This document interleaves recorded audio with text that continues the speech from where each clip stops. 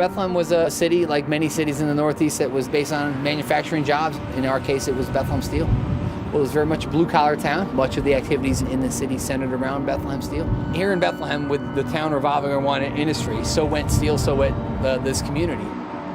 The Bethlehem Steel site is a massive 1,600-acre industrial site that was the heart of Bethlehem and the heart of Lehigh Valley. It employed tens of thousands of people in its heyday.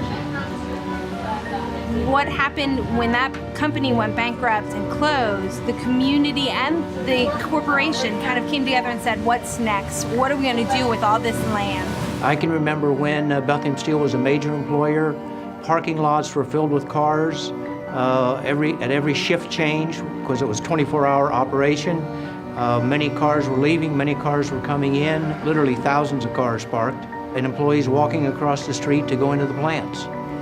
Because Bethlehem Steel is such a big part of the community, when it came to talking about redevelopment and reusing the buildings and reusing the site, everybody had different opinions, I guess is the best way to put it. And so there's a real balance between preservation and progress here. And they walk that line.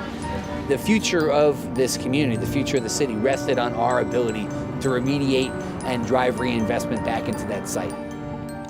Thanks to the leadership of the Commonwealth of Pennsylvania, Bethlehem Steel was able to work in that public-private partnership context to, instead of planting this area in grass and putting up a fence and walking away, we were able to develop a plan for the Lehigh Valley Industrial Parks to take on the biggest site they had ever undertaken.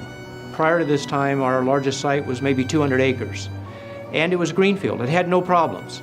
Now all of a sudden, to take on the task of saying we're going to take over 1,000 acres filled with abandoned buildings and remediation issues was, in essence, really daunting. There was a lot of discussion about, can we do this? Are we able to do this?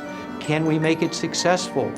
Will we fail? We had never failed before, and that was something that was of dramatic concern. At the federal level, at the state level, at the local level, everybody did their part and brought as many resources to bear and expertise to bear as possible. The private sector, the public sector. The site was too massive. Brownfield redevelopment is too complicated for any one particular entity to take it on.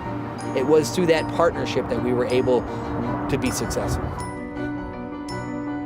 Working with the state was excellent. In fact, the state of Pennsylvania should probably be the poster child for the rest of the country. You know, we work all around the country, and this has been by far the best experience we've ever had. These are sites that are already within the urban infrastructure. They are sites that have facilities next door to them.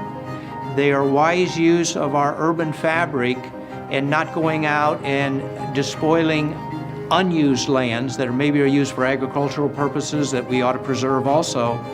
And we're infilling abandoned sites within our urban areas. Bethlehem Steel did things in a big way. Some of these structures we're taking out underneath are 12 to 15 foot tall. They're all being broken up and reground and recycled. And we're going to be somewhere around 90-95% recycling of everything we're taking out here. I hope that this site really becomes the hub of the community again, and it's well on its way. It has a nonprofit arts group that's locating on the site. It has a skate park. It has a community college, and as those things really kind of get built out and come into their own, I think it's going to be the heart of the community again. It's very clear that Bethlehem is not the Bethlehem of my childhood. It's not my father's Bethlehem. It's not my grandfather's Bethlehem. It's a Bethlehem built on 21st century jobs and built for the future.